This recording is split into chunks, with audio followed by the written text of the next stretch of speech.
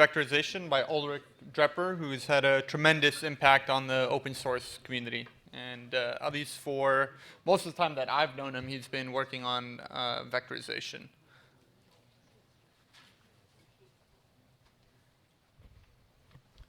All right. Hopefully everyone can understand me here. So I'm Ulrich Drepper. So nowadays I'm working at Goldman Sachs here in the city, so didn't have to travel that far.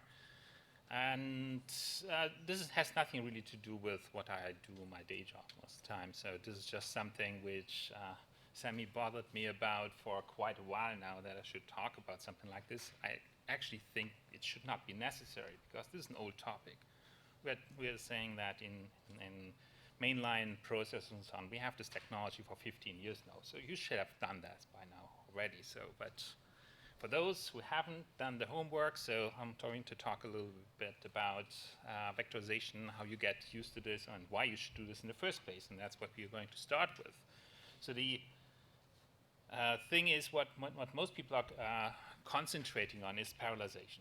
So we have many cores. We have, as we heard in the last talk, we have multiple processors and all the problems associated with that. But due to the effort of most people actually working on these kind of things, it's not really that much of an issue, even though it's a much younger problem. So vectorization has been around forever. So the CDC 6500 and so on, first supercomputer ever built, that was something which really happened in the late 60s, early 70s and so on. So while the parallelization stuff actually came in much later. So, but this is much better understood now. We have all kinds of tools available. We have also much better abstractions to deal with that. So it's a problem still, but I'm not going to talk about this here. What I'm going to talk about is the other part of the processor, which is growing now. So the processors themselves are not getting faster as it comes to the clock speed. Actually, those who remember the P4 was actually much higher clocked than most of the processors we are finding nowadays in our desktops and the workstation machines. And instead, the semiconductor companies have been focusing on one other part where they actually spend the silicon area they have available on. And that's part of the, well, it's visible here. So this is a diagram of which processor? Haswell, so some people recognize it, yeah. That's a Haswell microarchitecture diagram. And the part which people has been concentrated on is the execution unit most of the time. So they have added a lot of infrastructure there, and specifically those pipelines which you see highlighted here. These are the vectorization pipelines which are available in this case, the Haswell processor, but all the others before that, ever since the introduction of the MMX instructions, had these kind of pipelines available. And this is not only on the most commonly used x86 architecture and so on. So this is also applies to other architectures. So ARM, etc., has something called Neon extension set, which is now the standardized version of their vector extensions.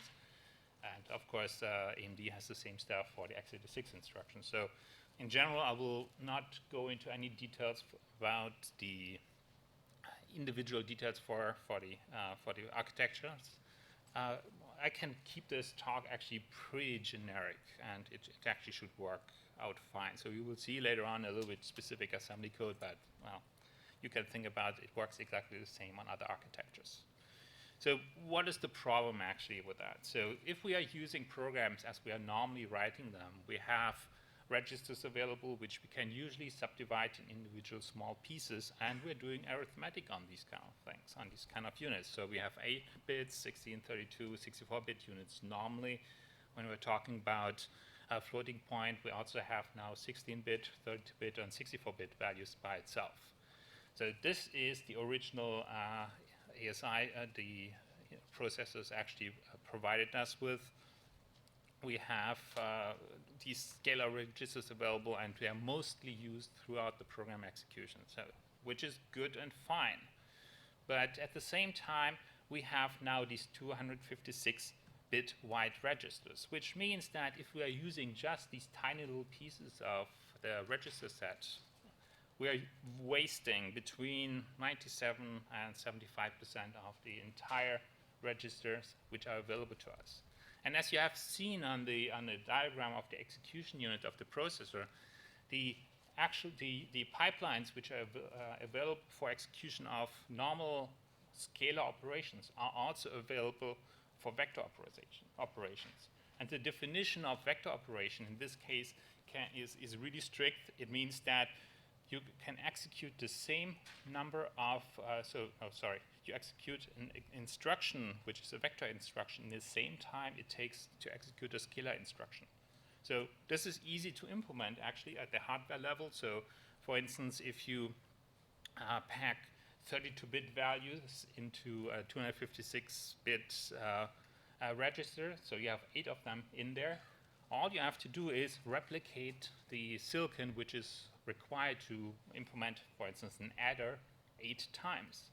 It's 8 times exactly the same circuit, and that's easy enough to do. You have a silicon compiler which generates the appropriate outline for you, voila, the chip designer have this. And these adders and so on are comparatively simple when it comes to the real estate they need actually in the implementation on the chip. So this is an easy target for the processor architects to actually spend their surplus area which they have available on the silicon. So, and this has actually happened over the last years. So first we got 64-bit registers, then 128-bit registers, now 256-bit registers, and starting next year we have on x86 even 512-bit registers in the standard processors. In some of the variants they already have that.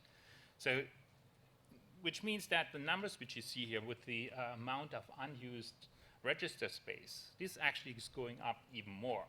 So we're using only even less of a percentage there if you're not using vectorization. So we heard in the last talk that we have performance counters available in the processor to help us optimize code. And they are not only available to augment the code or to examine the code for memory problems. They have all kinds of things in there. Among them is, for instance, a set of counters which help you to determine how many arithmetic operations you are doing in scalar form and how many you're doing in vectorization form. So it's very easy for you to actually determine, even without instrumenting the code itself, using the statistical profiling tools, to determine how effectively your program is actually using vectorization. And most of the time nowadays, the percentage will be very, very low unless you actually do something about that. So why this is also important, well, to some extent, is if you or your boss at some point says, well, or you try to persuade him, yeah, I have a new processor available, so we should upgrade the whole thing because it has that many gigaflops more. Well, if you don't even show something in return for that, well, you will be pissed at some point. Because if you don't understand what this actually means in the marketing terms, you might be disappointed nowadays by the incremental speed updates which you find from the processor updates. So the problem here is simply that when we are computing the flops, the number of the floating point operations per second nowadays, the formula is as you can see at the bottom. So we have a number of cores available, then you have the clock speed, then an average number of operations per cycle, which is usually 1 operation per cycle they of course pick something simple. And then the vector size. So flops in this case means floating point operation of 32-bit IEEE floating point numbers, so divide by 32-bit, and then times 2 because we have nowadays something called an FMA instruction available, which does actually 2 operations at the same time. So a multiplication and addition. So, and this is how the marketing geniuses at these companies are actually getting very, very high numbers and extreme jumps from generation to generation. And if someone with is not that technologically savvy actually gets these kind of numbers in their head, they might expect a lot more from you. And quite honestly, as far as it comes to me, so, well, you're on the hook. You cannot just say, yeah, these are stupid marketing numbers. This is actually something which you can do and you should do to actually take advantage of these operations and therefore actually unlocking some part of the power of the processors which are available today. So if you don't do that, you actually leave a lot of performance out on the table, and we only can expect something like between 3 and perhaps optimistically 10% of speed increase from one generation of the processor to the next, not the 100 or so whatever percent they're sometimes promising based on the flops numbers. So what can be vectorized? And the answer is not that simple. Very easy, and this is where it originally comes from, also the terminology comes from, is vectorization of math.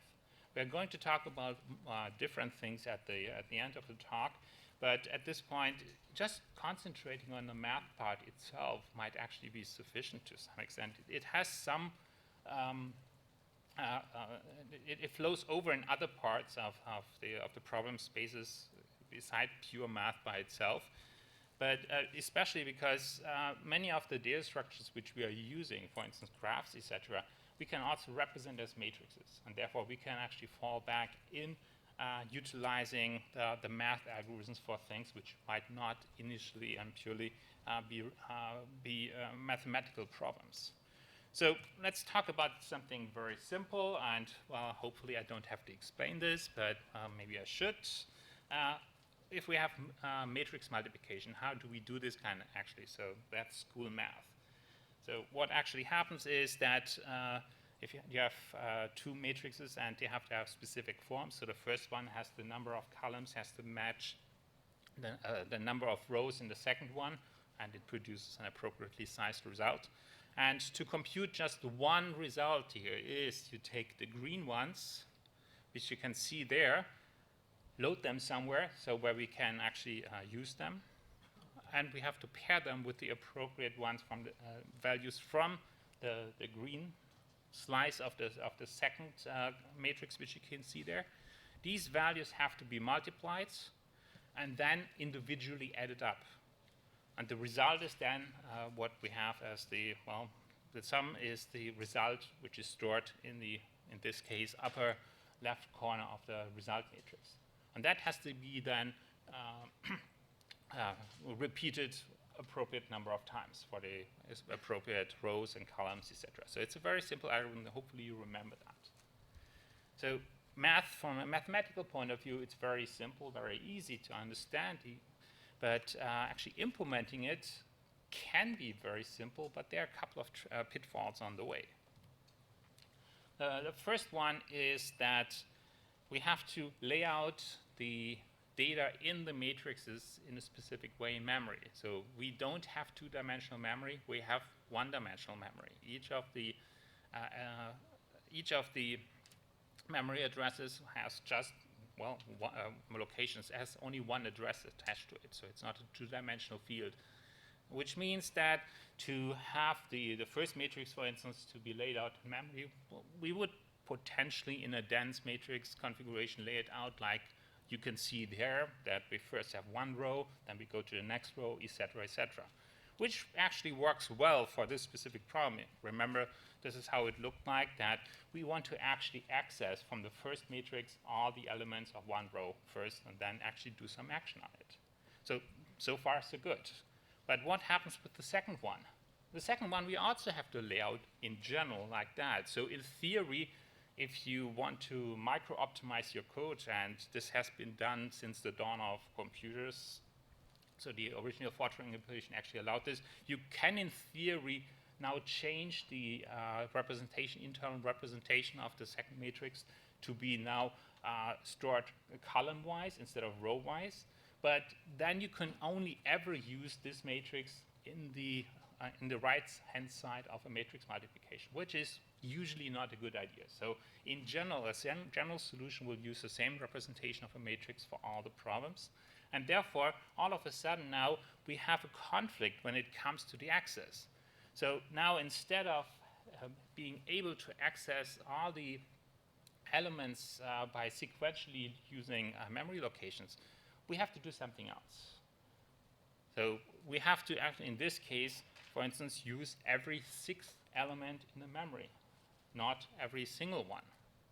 So, and if you have done any kind of performance optimization at any point in time, you will know that processes are actually loving to access memory really sequentially, ideally, and they cannot load data from memory in 1 byte granularity.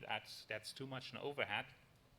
So most of the processors, they're actually loading this in with a granularity of 64 bytes. And the result is that, for instance, in this case, for every single load of 64 bytes, and assuming here in this case, let's say we have 32-bit values stored in the memory itself, so 32, which means that we fit 16 of these numbers in one single cache line. The result is that we are wasting in the memory load 5/6 of the memory in the computation which we are trying to perform right now. We're wasting 5/6 of the memory which has actually been loaded in the cache line by just using normal memory loads. So that's a bad thing by itself, and it will take time. So to load the entire set of the matrix of the second of the right-hand side matrix here, we actually have to load 3 cache lines to perform one single computation, also to get the result for one single value in the result matrix. So that's going to be expensive. So there are various ways how you do these kind of things when you're trying to optimize this. But we are going to talk about actually trying to combine the memory access patterns with something else, and that is we want to do this in a vectorization environment. So with vectorization, as I said a couple of minutes ago, we can perform more than one operation at the same time, at the same cost as if we would perform a scalar operation. So what we have in many situations, and I'll make this here very simple. So I said, well, I have a vector size which can hold 4 of these elements in one vector. And therefore, for the computation which we want to do is we want to first take the first four values of each of the matrices and perform the operation on it. So if we can load these kind of things like that, then we can use the vectorization instructions. In this case, I indicate them with a slightly different symbol there, so the circle with the time sign in the middle. So this is an element-wise multiplication. So instead of doing treating them as one single numbers, we have now each 4 numbers loaded in there, and element-wise we are producing a result which each of them is the multiplication of the elements of the input values. So this exists, and as I said, the time it takes to compute that is the same as it would for a scalar operation, which means with that we can actually achieve a speed up of 4, not 4%, 400%. That's significant. And more to the point, so if you look, remember back at the vector representations which I showed you for the different values, so we are really if we are driving this to the extreme, and some of the mathematical computations we actually can do these kind of things, we can lose for 32-bit values up to or more than 80% of the performance we are leaving completely on the table if we are not doing this. So in this case, the loading the left side matrix in this case is very simple. We just load 4 bytes from the appropriate address and we are done. So, but what do we do for the right-hand side? And the good news is that there has already been precedence for that for a long time. So anyone here programmed on a Cray computer back then? Good. We have some more, so 2 in the room. So. Cray's actually implemented lots of support for accelerating these kind of things, and one of the things which they implement is a so-called gather instruction. The gather instruction allows you to load a single register, but not from consecutive addresses, but from addresses which are dynamically computed. You have either addresses which where you can say, I have a base address, and now give me every 6th or 8th or whatever value. Or in a more generic form, you have a second vector register available, which is filled with integer values, and then the individual integer values are used as indices, which are added to the base address, and then the load is performed based on that. So this has been around, as I said, for a long, long time. The good news is that finally the processor manufacturers of modern CPUs have actually woken up and said, oh yeah, we have that.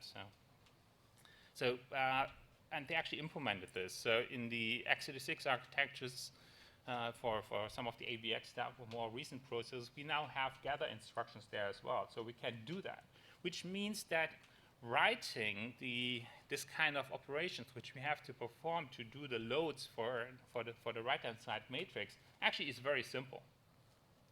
So that's easy enough to do. I don't say this is the optimal way of doing this. It's by far not the optimal way, because the processor cannot do any magic. If the 2 or 3 or whatever cache lines which are necessary to perform the loads are not in the caches, in the level 1 cache, it still has to perform 4 or 5 fetches of the cache lines, and the instruction will actually take a long time. But it makes things easy to write, and if the situation is correct and if the memory layout is appropriately selected, then it will actually perform really well, as opposed to writing some very complex code with transformation of the input matrix, etc., etc. So this kind of functionality is available now. And it's all done in microcode in the CPU, instead of having to do things with all kinds of complex expression at the user level, individual instructions. So potentially even with conditional expressions in the generated code. So these kind of things can be terribly slow, and the gather instruction is a good compromise when you don't want to spend the time to actually use this. So has anyone ever used the BLAS libraries or LaTeX libraries? So you will recognize perhaps some of these functions which are even in the BLAS 1 and BLAS 2 especially. You have an index or an increment argument to so many of these functions. Well, you can imagine how easy this is now to use with the gather instruction. You just put the increment in the vector register, or as the increment counter for the gather instruction, and voila, it just works magically. So this is the kind of thing where these new extensions actually came in and are very, very handy. So what do we do now? So so far, remember back how we actually have to compute, in this case, the matrix multiplication. So we don't have so far with this one step or 2 steps together, and then the multiplication, the element-wise multiplication. We don't have actually the correct result. We actually have 4 results. So what we now have to do is something, is the next step, is what is called a reduction step. In this case, horizontal addition. So again, I had to invent yet another symbol. So I used that one, so the plus on top of the equal sign. This means horizontal addition. And the good news is that, once again, there's support in the processors for that. It's not fast, because as you can imagine, it gets very, very complicated to write an adder which has 4 input values. Or at least, or it's very complicated, but also it gets very slow, because you have to very, very deep network to actually implement these kind of things. So this is not actually done currently. Most processors implement this as microcode, and therefore as microcode basically 3 consecutive additions of that. But it is there. The code which is generated is very small. So therefore, we only have to do the multiplication and then the horizontal addition, and then go on and have the next load. In this case, we are loading just 2 values because, well, we don't want to have the next ones, which would be the first 2 on the next line, for instance, of the left matrix. These numbers don't have anything to do with the result of the first element, the top left element of the result matrix. So we have to actually null them out. So this used to be also quite complicated, but it's not really anymore, because we have now what is called masked operations, and especially we have masked load operations already available today, where you can specify in the instruction or as a parameter to the instruction how many, which of the bytes which you're actually loading from memory should actually be loaded from memory, so which are addressed should actually be loaded from memory, and the other ones might be unused or they can be zeroed out. So these kind of things are becoming also very simple. In this case, I can say, yeah, load me my usual 4-element wide register, but the last 2 leave as 0 or set to 0. If I do that, and for both of them, for the gather instruction as well, I can just as before perform the element-wise multiplication. I get another result out of this, which has things in there. And the good news there is that after that, I can once again do the horizontal add. And then I just have to add scalar values, and I get the correct result. If you do the math now, when it comes to how efficient this kind of thing is so for a given computation which I have here, so we have a number of Vector multiplications. You can see there we have n Vector multiplications to do these kind of things in these individual steps. I mean now this is a computation for one value in the result matrix. We have the same number of horizontal adds, and then we have just n-1 of the scalar additions, which is much less than what we had before, where we basically had to multiply these values by 4. So we reduced this by a factor of 4. Even though some of the instructions like the horizontal add are expensive, this is by itself usually most of the time already a pretty big gain. But this is actually not the best way of doing these kind of things. For instance, it usually, so from the mathematical point of view, what we did there is completely unnecessary, because who says in which order we actually should have to perform the addition for the final computation of the scalar value, which is the output? So from a mathematical point of view, we can actually reorder the elements of the various steps of the addition in whatever way we want. We will get the same result. So, then, of course, people will say, whoa, but we are not dealing with math. We're dealing with floating point math, which is really, really different. Hopefully you realize that. And therefore, the order in which we are performing the additions is important.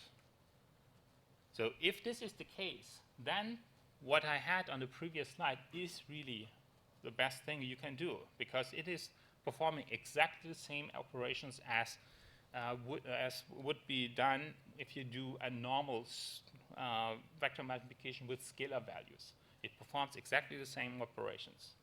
But usually what is the case is that we don't take necessarily the microscopic differences which can result from reordering floating point computation that much into weight, and we actually say, well, it doesn't matter. So let's do the operations in a slightly different order. And with that mindset, we can actually optimize the code quite a lot. What we can do is to skip actually performing the horizontal add computation after every single element-wise multiplication. We are computing, therefore, a result, which an intermediate result, which is not a single scalar value, but instead is stored as 4 results in the vector register. So in this case, you can see here the red stuff, the result in the bottom left corner. That's an intermediate result, and we are not doing a horizontal add. Instead, what we're doing is we're just doing computing using exactly the same operations, the second value, which is the blue one there, which you can see at the bottom. And then we are adding them element-wise up.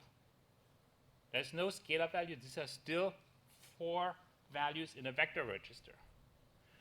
And once we're doing this, have done that for the entire row, so in this case, I'm done after 2 repetitions, but it can, of course, be a lot more, then we are performing one single horizontal add operation. So you should realize that this is actually performing the additions in a different order, but it should not matter. Otherwise, your system is numerically really unstable. So if you have to have 100% replicatable results, and in the industry I work in, this is unfortunately the case in some situations. But usually you should not have these kind of things, especially if you think about modern problems which many people have nowadays, if you have to do things in a statistical learning field, etc. The minute difference which come in there should not ever matter, and therefore this is really the preferred way of doing this. So the cost which you see here is quite significantly different. So we still have to perform the vector multiplications. There's no way around that. We have to do that. But then we are only doing n minus 1 vector additions and one single horizontal add. So why is this so much better? Well, the vector addition by itself can be performed in the same time as a normal scalar addition. A horizontal add is 3 times as expensive because it's doing this sequentially. So if you just count the number of instructions, it doesn't really necessarily change, but it actually at runtime it has a significant impact. So if you just think about how, well, this is the kind of flexibility you have to have when you're writing vectorized code, because without this willingness and flexibility to rewrite the code and the assumptions you code to build, you cannot vectorize much. But if you can recognize a situation where this is possible, then you can have tremendous speedups. So the code which you see here with a couple of tricks, you can, if you compare this with the speed of a process, a scalar operation of the multiplication algorithm, with techniques like this and a couple of tricks when it comes to the memory handling, you can speed up the entire operation by a factor of 30 quite easily. So it's incredibly fast potentially. So it doesn't even stop there. So process manufacturers now have, I mentioned this already briefly, added one important instruction into the repertoire, which is called FMA, floating point multiply add. Might be slightly differently named in some other processor variants and so on, which actually wasn't introduced for this reason. There's a different reason, which has to do with how we implement floating point algorithms and the accuracy and higher level accuracy of numeric algorithms and so on, which requires the FMA instruction to be efficient. But we can use the FMA instruction in this case as well. So as I said, the FMA instruction works at basically the same, the throughput is the same for the FMA instruction as it is for an addition or multiplication instruction in this case. And the result is that we can now perform the element-wise multiplication of the second to the last set of values which we are pulling from the matrix and the addition to the so far intermediate result in one single step. So we don't have to do the additional step of performing the element-wise addition as a separate step, or keeping track of intermediate result and storing a second intermediate result, etc. So this all falls away. So with that, we're saving even more. So we have only one vector multiplication now. We have n minus 1 FMA instructions, and then one horizontal add. And that's available, as I said, for quite a while. So it was introduced on x6 2 years ago, and 1 year ago. Again in Haswell, and in AMD had this for a long time before that, PowerPC as well. So it has been around for a long time and should be taken advantage of. It can actually be significantly faster. The bad thing is that the language standards, so C, C++, etc., have the requirement that expressions are evaluated as if they would be executed step by step. So you have to actually overwrite in some situations, depending on the compiler flags, the standard setting. So if you request complete standard adherence, the compilers will not usually use these instructions by default. So little intermediate results. So what did we use so far? So we have introduced the gather instruction, and there's actually coming up now in x86 the equivalent of the scatter instruction as well, so we don't have this yet. So Skylake will have that on the x86 front. So AMD, I'm sure, will follow with that as well at some point. Back then, in the good days of the craze, etc., we already had that. So we have now mask load stores already available. Coming up in the next revisions, we have even mask operations, where we can perform arithmetic operations using masks, etc. So, and we have specialized reduction instructions. In this case, for instance, the horizontal add. So some of them are available, and they are really useful. Finally, introduced FMA can be extremely handy, not only for implementing high accuracy, highly accurate numerical software. So let's talk a little bit more about the problem with the loads. I already said that there are potentially improvements which you can make. So this is just the right-hand side matrix in this case. You might remember that, where we first have to load the entire first column. So let's see how we can do these kind of things in a better way. If we assume, again, vector registers with 4 elements, if we would load each of the values of the first column into the vector register, but don't stop with the scalar value, but instead just load the other 3 ones, the next following 3 ones as well, then we might end up with something which looks like the right-hand side, where we have 4 registers which have these values which come actually from different columns in them. So this is not what we can use by itself.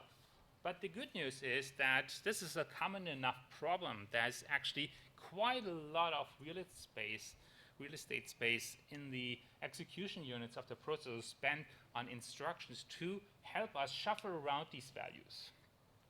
They're actually coming in two variants. We have actually real shuffle instructions. We have so-called blend instructions, which we are going to talk about later as well.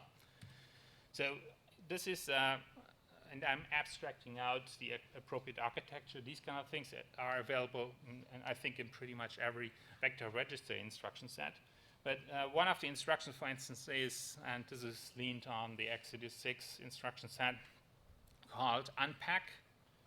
So if you look that up at some point, so the intrinsics are simply called unpack low, and the other one is called unpack high. So if we are writing code, so a pseudocode on the right-hand side, in this way, we're transforming the values in the first 4 vector registers in this one step into the values which you see in the second column, in the middle column there, basically in the vector registers 5 to 8. So this is done just by these special instructions. And because these are, you can imagine these instructions are very simple to implement in the processor level, because it just means the wires have to be crossed a little bit. So they are not expensive to execute. We just have to write this code. And they are highly, they can be pipelined, and they can actually be implemented in multiple of the pipelines of the execution units, etc. So this code actually will execute really, really well. So that's the first part. But now we can actually use yet another instruction. So it is called the shuffle instructions, which you can see on the, again on the right-hand side. So again on the x86 instruction set, they're called move high and move low. And if you do that, then all of a sudden we are having the values exactly in the right form which we need. So instead of using the gather instruction, which requires us to have these complex memory access bands, which might actually be inefficient, we have now achieved loading 4 values into in the vector registers, which are ready to use because they are in the correct form. And in this, when you think this through, so which steps we have to actually perform to implement a matrix multiplication, and if you think back about the relaxation of the numerical approach which we had to take, which we looked at when we avoided the horizontal add every single time, we can compute the intermediate results in different orders, because the addition, well, we can perform it in arbitrary order to actually achieve the final result. Which means that we don't have to hold on for the values which were loaded here in these 4 registers for too long. We can just use them at the same time, because it means that instead of computing just 1 intermediate result, we can actually compute now 4 intermediate results using the same 4 values which we loaded from the left-hand side of the left-hand side matrix. We just perform 4 multiplications now in a row, and then store the value as an intermediate result somewhere, either in a register or in a memory location, and add up later on the appropriate other values to it. So using these kind of things instead of using the scatter-gather, which definitely have value in many other situations. For something like the matrix multiplication, we don't usually use this, because we can use tricks like that to actually perform transformation of the input before we actually starting to use this, and there are many instructions available to make this very easy and very fast. So it's definitely worthwhile looking at all the different instructions which are available, because as soon as you have some form of problem which you're trying to solve, and the layout of the data is not really 100% correct, well, there are usually easy ways to do the transformation on the fly. It's of course much better to have the layout when the data structures are laid out done correctly when it comes to vectorization. The common term which is used there is that we have to transform the data structures from arrays of structures into structures of arrays, because vector operations love arrays. But if this is not possible that easily, we can use oftentimes these kind of operations to get to the right form. So the good news is that you don't necessarily have to do these kind of things by hand nowadays anymore. For the long time, so we are talking 70s, we have now code which is in a library called netlib, which is implementing many of the basic mathematical operations which we have to perform. So BLAST, LAPACK I already mentioned. There are a couple of others nowadays, also not that widely standardized, but these already provide a lot of optimizations. So the netlib implementation by itself is not optimized, but there are other versions of it. And the one which I always use is called Atlas, which is a very special library in that if you get the Atlas implementation from a distribution as a binary, chances are very good that it's actually not optimal for your machine. Because as the acronym suggests, it's actually an automatically tuned linear algebra system. So it actually takes a long time to build Atlas, because during the build process, it runs thousands and thousands of tests. It performs that, yeah, if I pick this variant of doing this kind of operation on the matrix and combine this with this one, actually get a faster result. It actually produces for every single machine, if you run it and run the build on it, probably a different outcome, but it will be more optimal than any generic build. So on most of the systems I'm using Fedora systems on my machines and so on. There's only two versions are provided with that. So a base version, which is SSD2 on 64-bit machines, and one SSE3 build. And they are absolutely not optimal for anything I use. So I usually rebuild that library and use it, because especially you can use on modern systems the 256-bit vectors. We have FMA available. You have different memory characteristics, etc., etc. So that's a very cool library by itself. The other one which I'm using is not really a library. It's a template collection called Eigen, which C++ code. If you use that, it will, with the help of the compiler, oftentimes also use very nicely optimized vectorization code by itself. But it's not necessarily the main target that you get optimal code when it comes to vectorization from Eigen, because it also can be used in situations where you want to replace the number representation. For instance, you can put in a rational number class as the number representation in Eigen itself, and voila, it just works as well. But with the help of the compilers, as I will talk about a bit next, you can actually get with that also pretty remarkably good results. So that if you want to just have a normal BLAS LAPACK replacement, then Atlas is your go. So there are some commercial products, but they don't beat Atlas. So that's really the best one. Right, so let's talk a bit about code which is not necessarily strictly math related, even though this one example is, again, also related to math, but it shows the larger problem. If you have something which is not as simple as a simple matrix multiplication, you will end up with code which has things which is conditional on it. So this is, for instance, the beginning of the exponential implementation in the C library, so the Linux math library in this case. And as you can see, the fourth line in the function body is an if. Then all kinds of stuff in there. So don't worry about the rest. So this is just showing you that. So the problem is simply that if we wanted to write a version of the exponential function, which instead of taking a scalar, it takes a vector with multiple scalars, the result of the if can be different for the individual elements which are passed in there, which means that we cannot just blindly try to convert all the instructions into vector instructions, because as soon as we are hitting the if, well, the code has to be schizophrenic. It has to work either way, and that based on the individual elements. This is not impossible, especially in this code. In this case, actually, it turned out to be pretty good. So there's a lot of linear code in it. Linear code is fine. You can do all kinds of nice things with it. But every single if creates a problem. So let's walk through this in a simpler case. So I have here a flow diagram of a little bit of very simple code. I make a function call, then I have a conditional expression, and then depending on the value of it, I'm performing one or another operation, and then I'm using the results of it.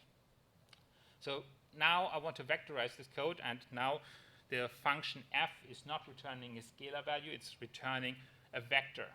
So in this case, you can see the vector results up there on the right-hand side. So what do we have to do now to actually implement this kind of thing without producing wrong results? Remember, at the point when we want to get to at the bottom, so this access instruction, ideally we want to use, in this case, the scatter operation. In one single operation, we want to do the stores.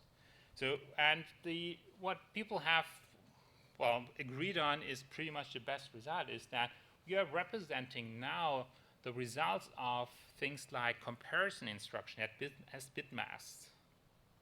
And we can do this very easily. So in this case, we have the input vector, and we are comparing that with a vector where all of the elements are 9.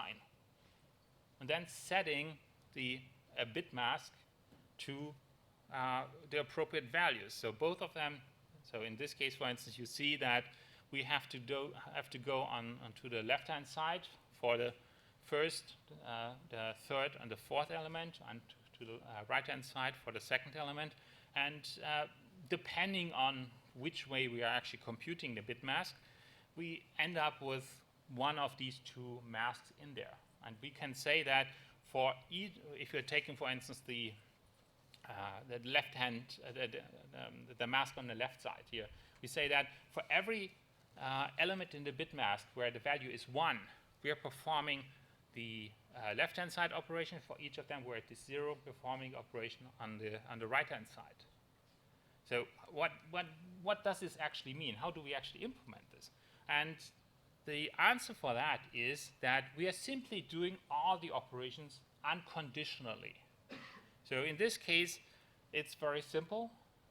So instead of distinguishing the operations at this tab, we're just blindly doing the addition or the subtraction in these cases to the input values and producing now 2 intermediate results. So none of these vector values, which you see is actually 100% correct. On the left-hand side, one of the results is wrong. On the right-hand side, 3 of the results are wrong. But it doesn't matter because we are not using them as such yet. what is available there are instructions, of course, similar to what we have in the scalar form. We can perform AND operations, logical AND. So the equivalent of it, at least. And with that, we can say things like, we take the bit mask 1, 0, 1, 1, applied to this vector which we have, and it automatically zeroes out the second element. On the right-hand side, it does the same, except that it only leaves non-zero the second element. And if we now do one more step, which is the combining of these two values, we can use add, or we can use normal add operation, or we can even use logical OR operation. We get the correct desired result. With these simple steps, and as I said, we have instructions available for that. We have instructions to compute the mask. We have instructions to compute the AND on the not AND instruction as well. So most of the processes nowadays have not only AND, but also have a not AND instruction as well. So this is very easy to compute. So in pseudocode, it can look like that.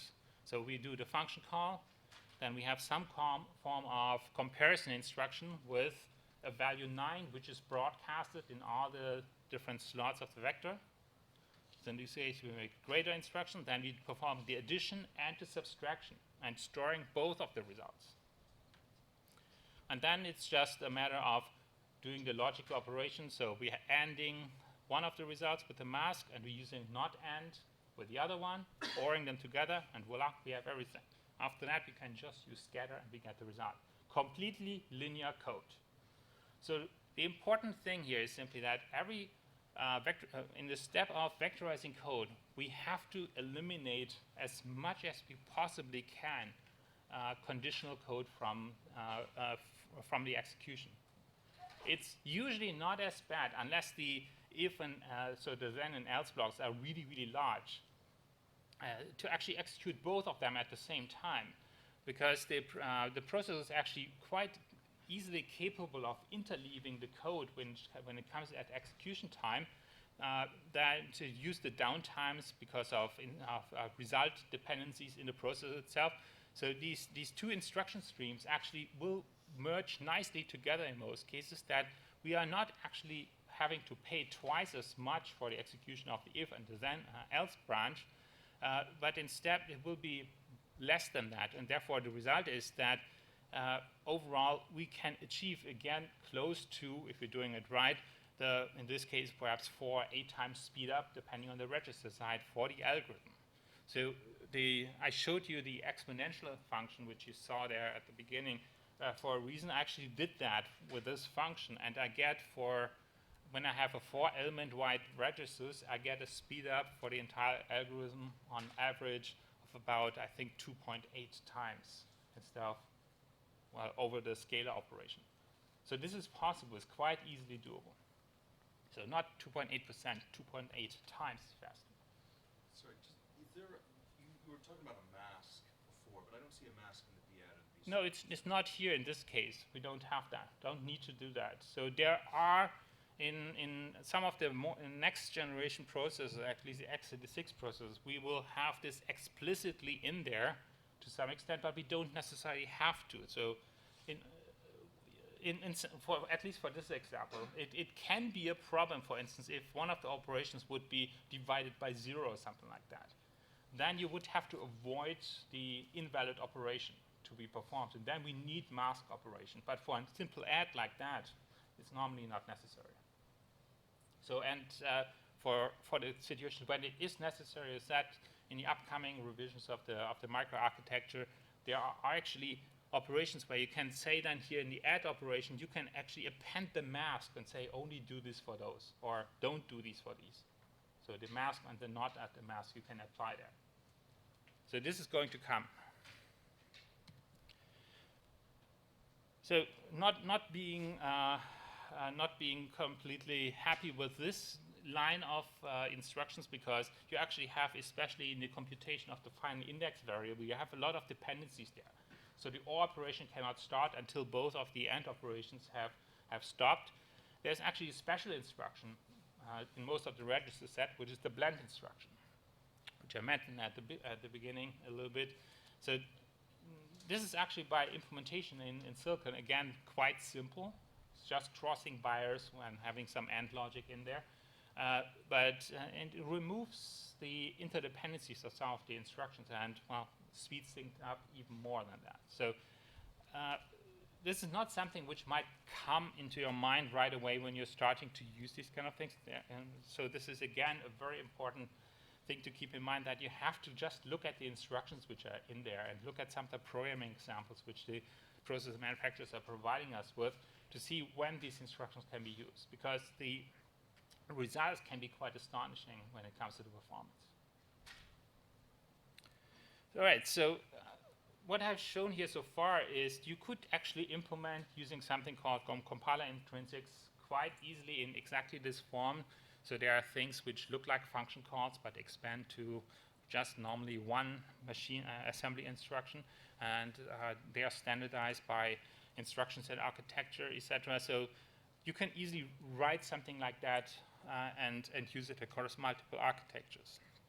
But this is very, well, quite hard, quite honestly, because you have to know all the intricate details and find the instructions.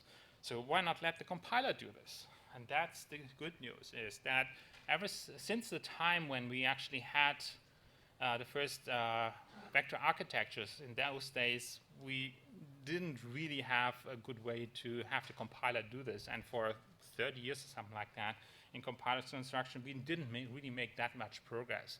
But ever since, well, let's say something like the last 10 years and so on, compilers got really good at helping us with optimizing code for vectorization automatically. So, and I have just a couple of examples here how this will look like. So this is a very simple common function. It's again available also in BLAS, called DEXP, which performs scaling of a vector and then adding it to a result. So this is very often used in any kind of mathematical code. And we can just write it like that and compile it then with appropriately modern compilers. And in this case, I use Haswell for my machines as the target. And the result will look something like that. So I skipped out a lot. So the code you can see at the bottom, it generates something in the order of 400 something bytes of code. This simple function. So this looks a lot, but you have to look at what it actually does. And one part in the middle is what is also in the middle of the screen here. This is actually what is one of the central loops of the generated code, and it's actually using completely perfectly vectorized. So the instructions which you see there, which end up with PD means packed double. This is the P part, means that it actually is a vectorized instruction. SD would be scalar, but these are the packed versions. So it's actually performing in a loop here the appropriate number of operations in exactly the same time. So this is perfect. So especially because the third instruction inside the loop, this is this FMA, it actually used the FMA instruction as well. So it performed the multiplication and the addition in one single step. And so the question now is, of course, why is all this other code there as well, if this is the loop which we are actually looking for? Any guesses? Alignment, yes. So alignment, you looked at my slides. Alignment, we didn't tell the compiler anything about the alignment of the input memory. And by default, for instance, the double type, which is 8 byte in width, is also assumed to be, on most of the architectures, to be 8 byte aligned. Therefore, the instructions don't work well, so the vector instructions don't work well if the memory accesses and so on are not aligned in memory normally. So the generated code, the XOR code, which you haven't seen there, is dealing with these situations either by having some scalar operations until we are aligned, or perform everything in scalar operations, depending on the different values which we have for the parameters. If we know that the memory locations are always going to be aligned, in this case to 32 bytes, I actually can define just a type. In this case, I call it double_32. Just use this as a type. So this is the GCC notation. and use that for the parameters of the function. Nothing else changes, so just the highlighted part. So now if I compile the whole thing, this is the entire function. Much, much better.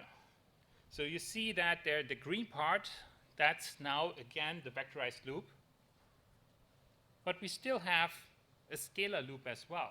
So why is that? Count not a multiple of this throughout. Nope. Well, it's not in the way I laid this out. So Is it generating for processes that might not have it? nope. I told it it's in Haswell. Aliasing. So there's no excuse for anyone to not know that, because we introduced this in the C standard in C99.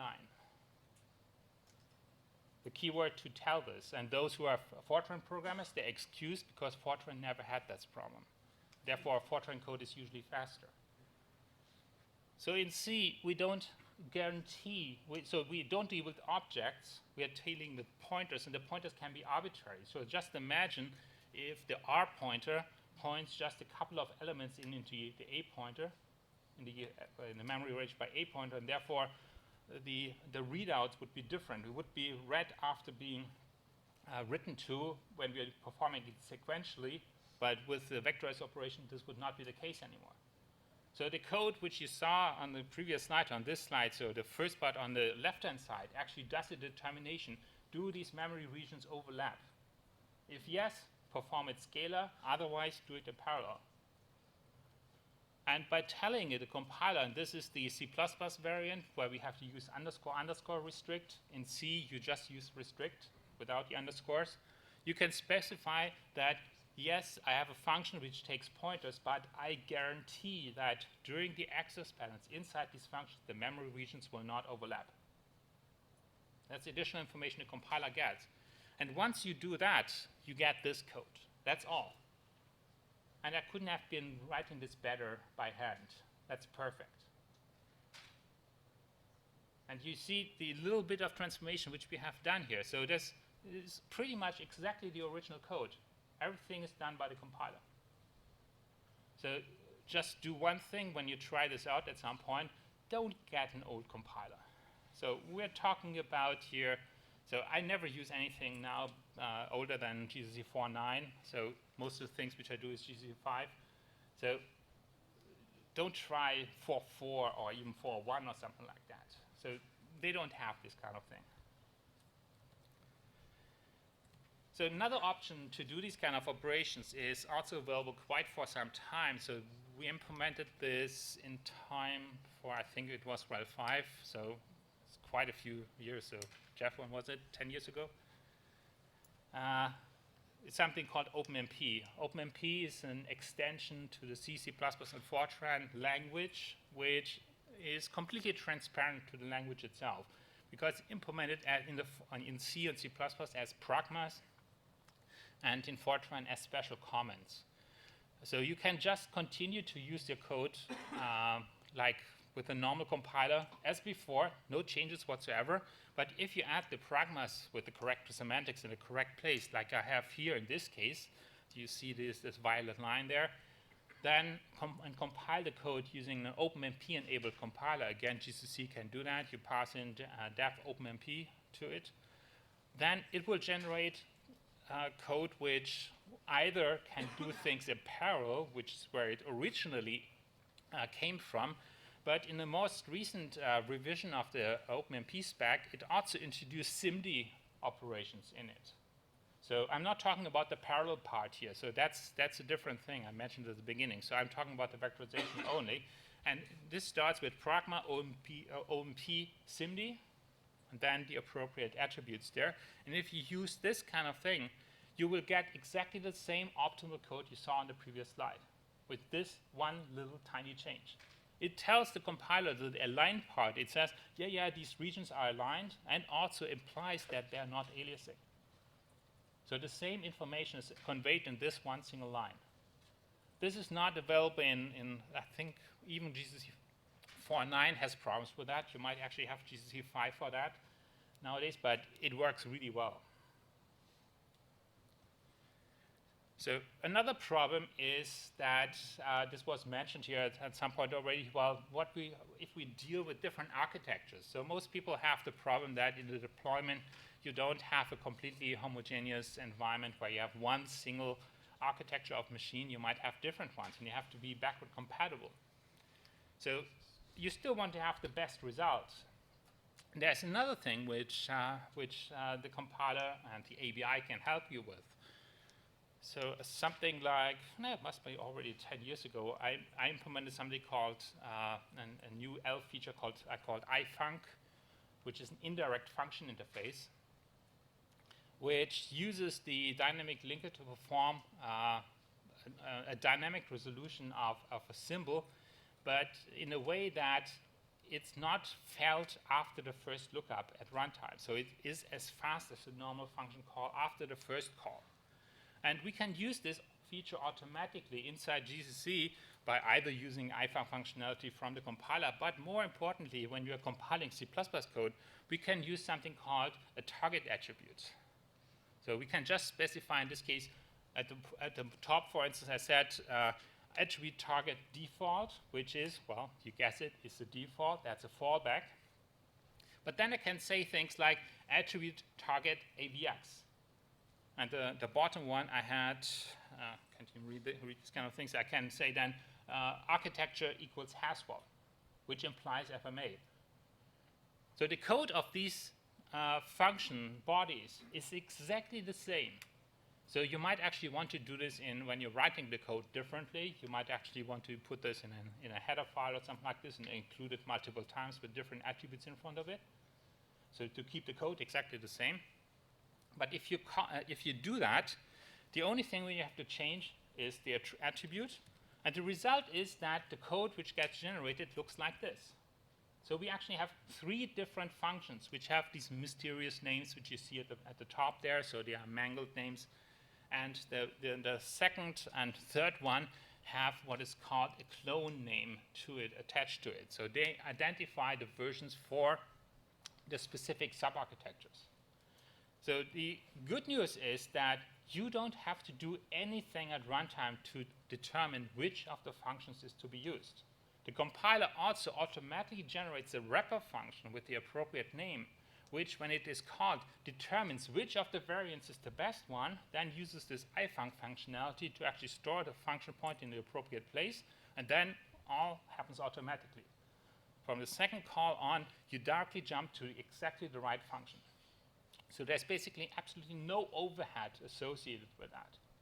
And with the help of the compiler by using the target attribute, you don't even have to write additional code. You just compile the same code a couple of times for the different architectures. Voila, it works. Just magic.